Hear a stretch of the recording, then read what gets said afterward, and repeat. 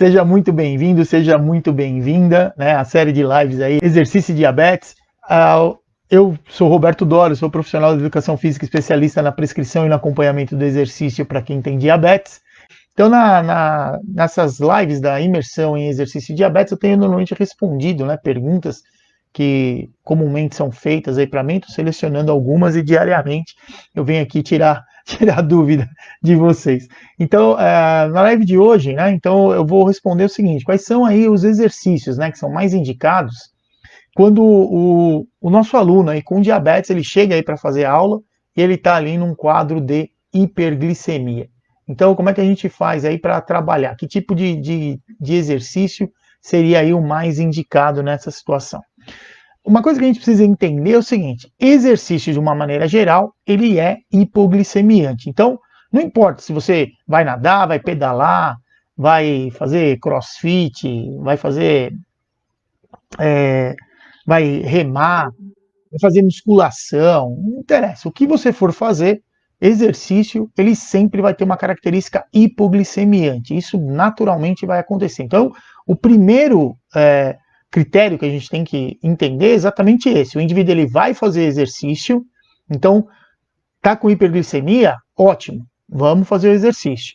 Que o exercício ele vai ajudar a remover a glicose que está lá no sangue, porque para movimentar os nossos músculos, obrigatoriamente você vai degradar a reserva de glicogênio que você tem. Então vai usar a glicose que está ali armazenada para fazer o músculo trabalhar e, consequentemente, vai essa reserva, né, de glicogênio muscular, ele vai diminuindo de acordo com o tempo do exercício que você está fazendo, a intensidade que você está fazendo, e automaticamente, independente da ação da insulina, o GLUT4, que é a proteína que transporta a glicose, ela vai até a membrana, traz glicose lá do sangue para o interior do tecido muscular. Então, isso vai acontecer. Onde está a diferença quando a gente fala de tipos de exercício? Porque isso sempre existe, né, na gente, é engraçado. Quer dizer, o que é melhor? Qual é o melhor? Sabe? O que funciona melhor? Sempre essa preocupação. Só que a gente tem que entender que na busca do que é melhor, pelo menos os vários estudos, né, que normalmente são publicados, eles mostram que o indivíduo com diabetes, fazendo exercício de maneira cíclica, quer dizer, aquele que ele tende a ter os movimentos, né, repetitivos pelo tempo inteiro que você está fazendo exercício, então por exemplo, você está andando, correndo, pedalando, nadando, normalmente esses tipos de exercício, eles envolvem grandes grupamentos musculares. O gasto energético ele é maior, porque você não vai ter um grupamento muscular só trabalhando, geralmente são vários. Então o gasto energético é maior. Aí cai de novo no que eu estava falando inicialmente, quer dizer, vai ter mais grupamentos musculares, aí mais fibras musculares lá degradando glicogênio muscular e, consequentemente, vai diminuir essa reserva de glicose e, consequentemente, o corpo começa lá a captar a glicose que está no sangue e isso ajuda no controle da glicemia de quem tem diabetes.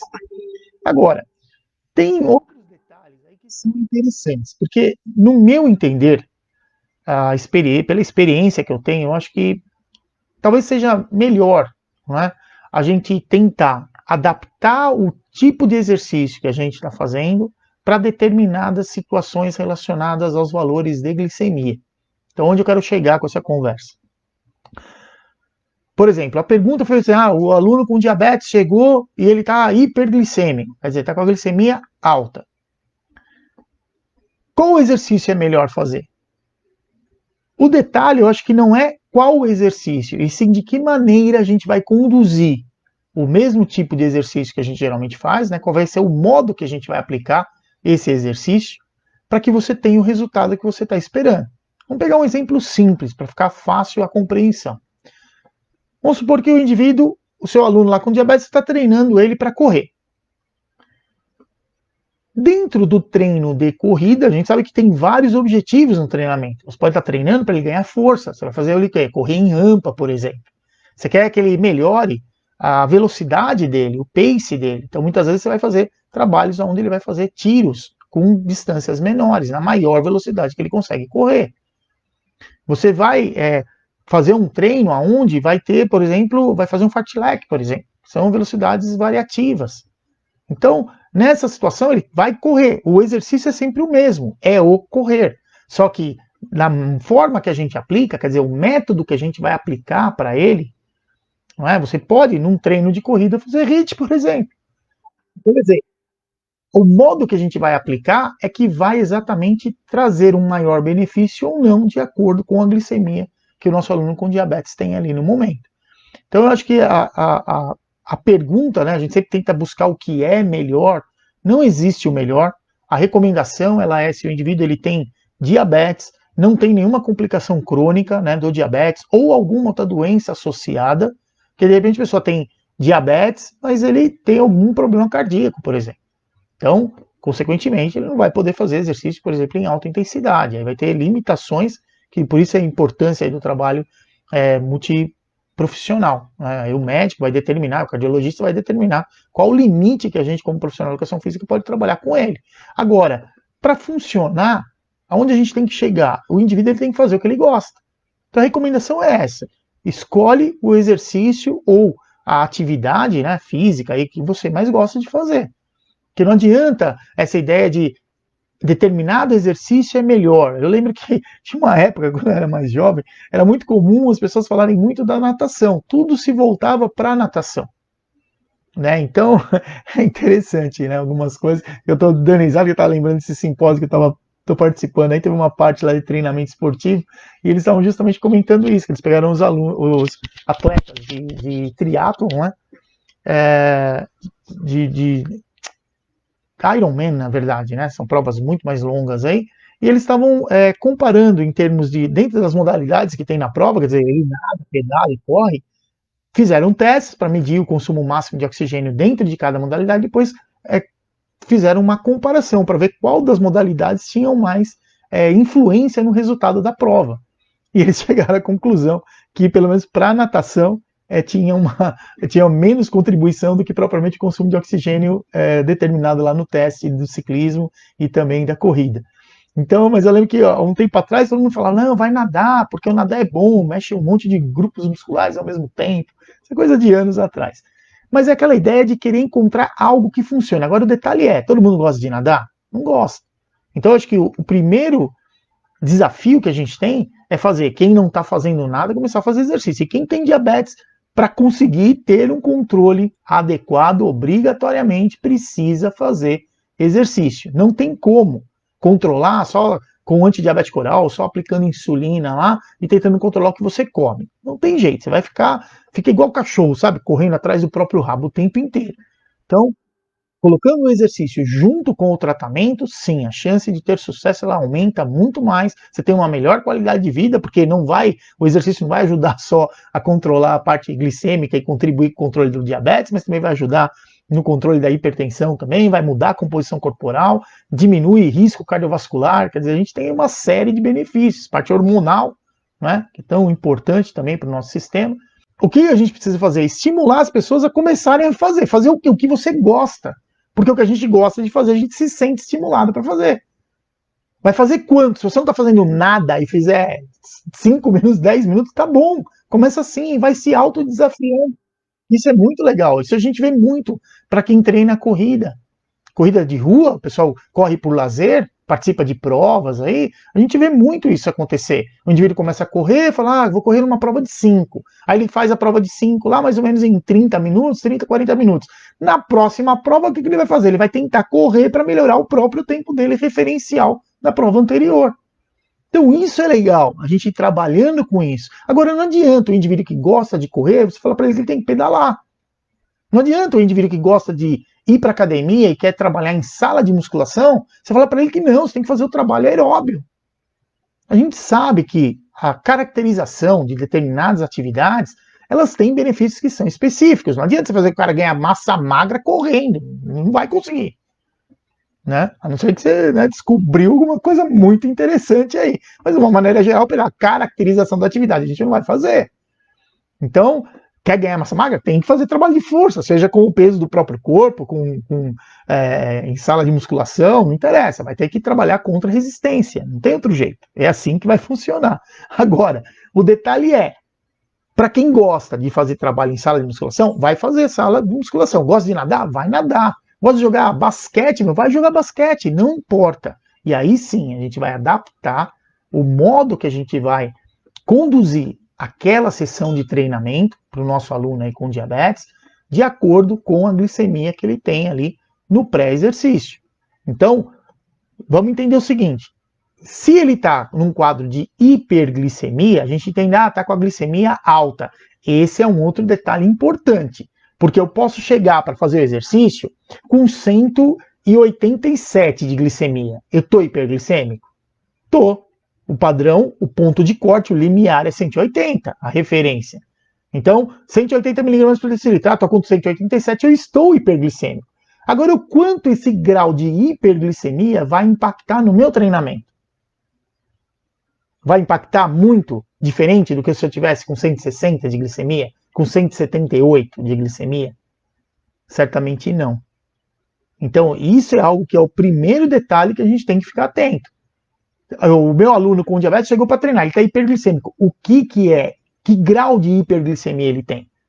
Porque a gente sabe que glicemias acima de 180 já começa a aumentar a taxa de filtragem renal, vai começar a fazer um pouquinho mais de xixi, sentir um pouquinho mais de sede, perder um pouco de glicose lá na urina.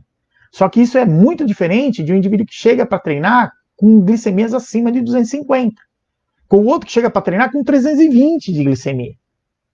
Quer dizer, essa situação de aumentar a taxa de filtragem glomerular, fazer o indivíduo urinar mais, perder mais água, perder mais glicose, ele vai só aumentar a taxa de trabalho, vai trabalhar muito mais, quer dizer, num curto espaço de tempo, ele vai ficar urinando, que é o que a gente vê quando está descompensado lá, né? Ficar com uma sede que não acaba nunca e toda hora está indo no banheiro lá urinar.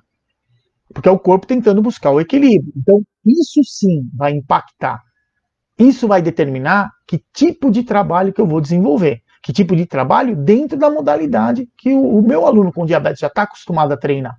Então não adianta a gente chegar para ele, eu estou treinando alguém, ele vem para a academia porque ele está indo lá porque ele quer ganhar massa magra. Só que ele chegou para treinar com, sei lá, 380 de glicemia. Aí você vai falar o que para ele? Não, não, hoje a gente não vai fazer nada na musculação, você vai fazer alongamento. Se ele tiver um taco de beisebol perto dele, né, pede sua aposentadoria se você ficar vivo. Então, quer dizer, o detalhe é, ele está indo lá para treinar.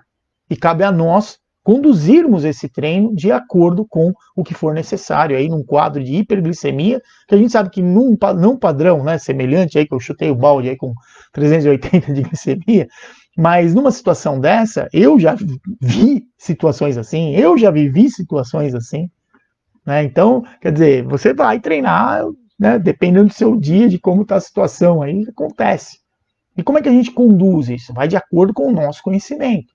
Então a gente sabe que hiperglicemias vão sim impactar muito no trabalho cardiovascular inicialmente. O sangue está mais viscoso, então a gente tem que cuidar de todas essas variáveis aí, para diminuir o desconforto. Segundo, nessa sessão de treinamento, certamente, a escala subjetiva de esforço para o nosso aluno com diabetes, numa situação onde o metabolismo dele está totalmente descontrolado, ele vai ter uma percepção subjetiva de esforço muito maior por uma mesma atividade que para ele geralmente é um valor que a gente classifica ali como sendo moderado. Então isso é outro fator que nós, como conhecedores aí da prescrição do exercício para quem tem diabetes, precisa levar em consideração. Então o detalhe é, meu aluno, ele vem para treinar comigo para fazer musculação, ótimo. Chegou com um quadro de hiperglicemia. Não vou colocar ele na esteira para fazer o treino de hoje. O que a gente vai fazer? A gente sabe que, primeiro, dependendo da caracterização do tipo de exercício que vai ser feito, a gente vai ter uma resposta mais acentuada, né, comparando a glicemia que foi feita antes de iniciar o treino e a glicemia que foi feita no final do treino. Então, isso, para a gente que está prescrevendo o exercício para quem tem diabetes, é obrigação sermos conhecedores. Então, você tem que saber que tipo de atividade que eu estou prescrevendo para o meu aluno ali com diabetes. Que resposta glicêmica, geralmente, que essa atividade ela tem. Ou o que eu tenho observado com ele. Isso é o melhor fator. A gente observar o que você está conseguindo de resultado com o seu aluno. Eu sei que a musculação, ela não vai, de primeiro momento, diminuir muito rapidamente a glicemia desse indivíduo. Então, o que é necessário fazer? Para chegar com 380, isso é coisa mais comum aí para quem tem diabetes tipo 1. Então, numa situação dessa, além de ofertar aí mais líquido para ele, também fazer a correção aí com a insulina de curta duração, seja ela rápida ou ultra rápida. A primeira coisa que a gente vai fazer é isso. E aí a gente sabe que a insulina vai cair na circulação. Então, mesmo que ele fique em repouso, a insulina ela vai fazer a parte dela. vai sinalizar lá nos receptores, vai fazer o GLUT4 e até a membrana de removendo a glicose que está no sangue. A gente vai tomar o cuidado aonde nessa situação? Mais água. A água vai ter que beber com uma frequência maior. Mas ele está descompensado, certamente ele vai ter, às vezes, muito mais sede do que o tempo de você ficar ofertando água para ele, que é em torno aí de 10 minutos de treino. Dentro dessa situação, o que a gente vai fazer com os exercícios? Você pode colocar, aí o que é mais interessante, a gente trabalhar o volume ou a intensidade? Certamente o volume. Então você pode, dentro do treino que ele está fazendo, porque uma coisa que a gente vê muito nos trabalhos, mostra que traz um resultado bacana, principalmente para portador de diabetes tipo 2, geralmente são os trabalhos em circuito. Mas de repente o seu aluno ele está fazendo, sei lá, bisete, trisete. Então você não vai mexer no treino dele. Você vai mexer de que maneira? Você pode começar a controlar o volume do treinamento. Então se ele está fazendo, sei lá, 3 séries, coloca 4 séries naquele dia. Coloca 5 séries. Aumenta o volume. Porque dessa maneira ele vai continuar treinando do jeito que ele normalmente treina. Só que você vai conduzir o treinamento de uma maneira para garantir que ele tenha um gasto energético maior. Vai continuar treinando da mesma maneira que ele está treinando, a mesma metodologia que você vem utilizando no treinamento de força para ele. Mas só que vai adaptar aonde é necessário, já que não dá para a gente trabalhar com uma intensidade menor. Você não vai chegar, ele está fazendo um treino lá onde, sei lá, está fazendo um supino lá com, sei lá, 70 quilos. Você não vai chegar para ele e falar, não, hoje você vai fazer supino até a falha, só que você vai trabalhar com 25 quilos, quer dizer, ele vai ficar a aula inteira só fazendo supino. Você não vai fazer isso. Não tem como a gente fazer esse tipo de coisa. Então o que você faz? Você vai aumentar o número de séries que ele vai fazer. Dessa maneira, ele vai gastar mais energia. Se ele gasta mais energia, automaticamente, independente da ação da insulina, vai se remover uma quantidade maior de glicose do sangue.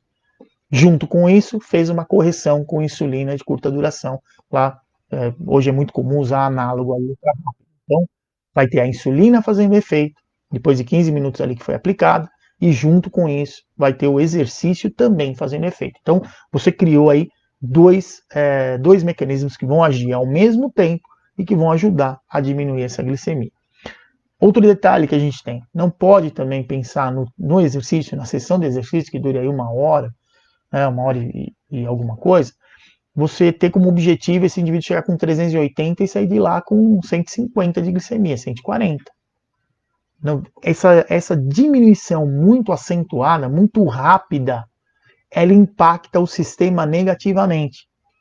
Ela impacta principalmente o sistema nervoso, é o que mais vai ser afetado se tiver uma mudança muito brusca de um valor que está extremamente alto para um muito baixo. Então esse distanciamento muito rápido, ele é ruim para o próprio sistema nervoso. Ruim como? O sistema nervoso não vai funcionar direito? A médio e longo prazo é mais ou menos o que vai acontecer, principalmente relacionado a sintomas de hipoglicemia ou mesmo de hiperglicemia.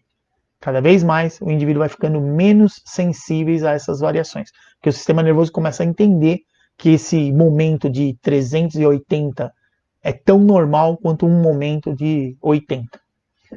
E aí começa a ter problemas com a sinalização. Então aí a gente cai num outro problema no tratamento aí de quem tem diabetes, que é o indivíduo começar a fazer episódios de hipoglicemia que normalmente, a partir aí de valores menores do que 70, já se tem sintomas adrenérgicos, então tem tremedeira, começa a transpirar, fica com a pupila dilatada, respira às vezes mais forte, e aí o que acontece com esse indivíduo? Ele vai perdendo essa sinalização.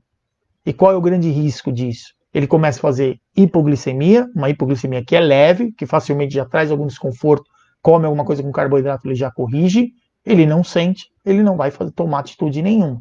E com isso a glicemia vai cada vez caindo mais. Muitas vezes ele faz episódios de hipoglicemia grave, sai do ar, simplesmente desmaia, e muitas vezes a pessoa sem sintoma algum. Está se sentindo super bem, mas está com uma glicemia extremamente perigosa para a própria condição de vida dele. E isso me preocupa bastante, porque hoje eu tenho contato com muitos portadores de diabetes tipo 1 que estão pedalando, estão fazendo mountain bike. Então, cara, se fazer mountain bike, você está andando em barranco toda hora. Já precisou fazer uma hipo ali, sair do ar, sair capotando? Ou os outros que pedalam em estrada, com bicicleta speed. Então, pedalam em longas distâncias, estão na estrada pedalando. Faz hipo, e aí o que acontece? Começa a comprometer o equilíbrio, está no acostamento, sai para o meio da pista. O que você acha que vai acontecer? Então isso preocupa bastante. E a mesma situação do nosso aluno. A pessoa veio treinar com você, treinou, de repente faz uma hipoglicemia lá sem sintoma. Se ele passar mal ainda perto de nós que conhecemos, fica fácil, porque dá para a gente ajudar. Mas se acontecer isso com ele na hora que ele estiver voltando para casa, depois do treino, ou na hora que ele estiver vindo do trabalho até a academia. Então são situações que podem acontecer durante o trajeto, e a hipoglicemia ela é muito grave, porque ela acaba matando quem tem diabetes. Então, nós, tendo conhecimento dessa situação, nós que estou falando como profissionais de educação física, a gente tem que entender que o exercício é extremamente importante, é bom, é ótimo para baixar a glicemia. Só que a gente não pode ficar nessa neura do indivíduo vir treinar com 300 e não sei quanto de glicemia e você querer que ele saia de lá com 110 de glicemia. Isso também tem que tomar cuidado. E outra, normalmente, para quem não tem, por exemplo, complicação microvascular, por exemplo, retinopatia diabética, que é muito comum, como complicação microvascular, complicação crônica do diabetes, se fica essas mudanças muito bruscas de glicemia, muito alto, muito baixo, muitas vezes você aumenta o risco do indivíduo vir a desenvolver problemas microvasculares, como a retinopatia diabética, por exemplo. Se ele já tem retinopatia diabética, essa mudança muito brusca também acaba agravando o quadro dele. Então é claro que não é isso que a gente quer, o que a gente quer é ajudar, só que a gente tem que também tomar cuidado com o quanto a gente vai ajudar. E outra coisa que a gente precisa entender, insulinas de curta duração, por exemplo, o análogo de insulina ultra rápido, ele vai ser aplicado, depois de 15 minutos ele começa a fazer efeito e vai ter um pico de ação entre 1 até 3 horas depois que ele foi aplicado. Foi aplicado lá no subcutâneo. Esse é o primeiro detalhe. Segundo, o tempo que esse indivíduo ele vai aplicar a insulina e ele vai fazer o exercício. Quanto tempo vai durar o treino dele? Normalmente em torno aí de 1 hora. Então, quer dizer, a hora que ele terminar o treino é que ele está fazendo o pico de ação dessa insulina. E eu estou apostando que ele vai fazer o pico em 1 hora por conta do próprio sistema estar trabalhando, vasodilatação, tudo isso vai proporcionar aí uma chegada da insulina de uma maneira mais rápida para o sistema. E o que vai acontecer? Ele vai ter esse pico de insulina, só que depois ela vai diminuindo, ela não faz um pico e cai vertiginosamente. Como ela vai aumentando a circulação, a concentração de insulina no sangue, depois que ela atinge um valor máximo, que é chamado de pico de ação, ele vai diminuindo aos poucos também. Tanto que, mesmo uma dose de insulina ultra rápida, ela pode permanecer no corpo da pessoa entre 3 a 5 horas. Ainda com valores residuais, muito mais baixos do que o pico de ação dela. Mas esse valor residual está se somando à insulina que é basal. Quer dizer, já tem insulina basal lá, e tem mais a insulina ultra rápida. Então, quer dizer, vai se somando essas insulinas, que é o que eu chamo aí de sobreposição de curvas de insulina. Então, isso aí é uma coisa que a gente também precisa levar em consideração. Então, a gente tem que levar em consideração que meu aluno com diabetes chegou lá hiperglicêmico. Estou falando de uma hiperglicemia que vai comprometer o treino mesmo. Não hiperglicemia de 200, de 240. Isso aí é normal. Tá 240, você vai treinar. Depois do treino certamente vai estar em torno de 200, 180 ali, já está praticamente no alvo. Então é só uma questão de 1 hora depois do treino, já voltou para o alvo a glicemia. Isso é tranquilo. Agora, quando distancia muito dos valores que a gente tem como referenciais, a gente tem que tomar muito cuidado em fazer com que saia de um valor extremamente alto e venha para um muito baixo. Baixo que eu falo é distante, porque de uma maneira geral, no treino, o que a gente observa? Para quem já vem treinando, é comum, para cada sessão de treino, mais ou menos você prevê aí mais ou menos de 60 a 80 miligramas de redução em 1 hora de exercício da glicemia. Então isso aí é comum acontecer. Agora, se o indivíduo está, por exemplo, 380, ele terminar com 180, são 200 miligramas de diferença. Então, essas modificações muito bruscas, muito agressivas, é que são perigosas. Quer dizer, vai ser ótimo. Não, meu objetivo é baixar a glicemia. Mas você não quer matar seu aluno com diabetes. A não ser que você queira, né? Também é outra conversa. Mas o detalhe é, claro que é brincadeira, mas o detalhe é, a gente tem que tomar cuidado, porque esses trancos e barrancos aí, a curto prazo não vai acontecer nada. Só que a médio e longo prazo, no tratamento dessa pessoa, vai impactar diretamente, vai impactar diretamente na qualidade de vida, porque ninguém quer ter diabetes para começar, né? Isso aí já é um saco. Então, hoje ainda estava conversando com uma pessoa que também tem diabetes tipo 1, e ela estava falando, pô, minha glicemia estava tanto, agora baixou e agora aumentou. Eu falei, meu, olha as minhas também como são. Quer dizer, a gente fica o tempo inteiro correndo atrás. É um saco isso. Mas é o seguinte, você tem que se tratar. E quando a gente faz o exercício, ajuda muito mais a você ter menos variações na glicemia. Isso é uma coisa importante. Só que aí vem a nossa disciplina, né? Eu estou falando agora como portador de diabetes, a nossa disciplina em conseguir organizar a sua agenda para todo dia você conseguir fazer pelo menos lá 30 minutos de exercício, 20 minutos, 10, ou pelo menos colocar assim, eu vou fazer. Pô, meu relógio, eu tô com a minha agenda tá toda atropelada, não interessa, faz o que deu lá. Deu para fazer meia hora de treino, faz. Deu para fazer 20 minutos, faz. Não interessa, mas faz. Porque o movimento vai sim ajudar a diminuir a glicemia e ajudar a melhorar a qualidade de vida. Agora, a gente tem que tomar cuidado com essa situação e também de achar que vai ter o exercício milagroso, que quando o meu aluno com diabetes chegar lá, que ele estiver descompensado, a gente esquece o porquê que ele veio para a gente treinar hoje e eu vou aplicar o treino mágico para ele. Então isso aí não acontece.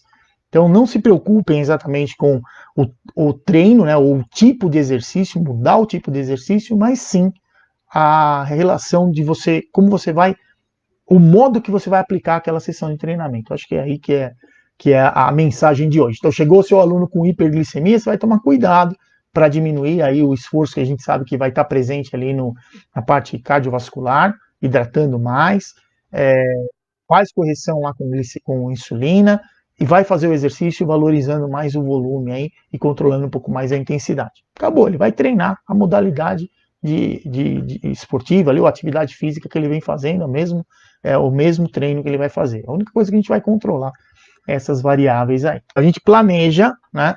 Por isso que eu me preocupo em trazer para vocês essa quantidade de informação enorme. Fala, pô, mas que complicação, o cara chegou com a glicemia alta, eu tenho que pensar no modo do exercício que eu vou aplicar para ele, eu tenho que levar em consideração que ele está desidratado, tenho que pensar na hidratação dele, tenho que pensar, sabe, no que ele comeu, a pedir para aplicar insulina. A gente controlando todas essas variáveis, a gente garante aí uma segurança no treinamento, e não só a segurança, mas também a questão relacionada aí o trabalho. A gente tem que pensar no resultado do trabalho a médio e longo prazo. Então, e na segurança do nosso aluno também.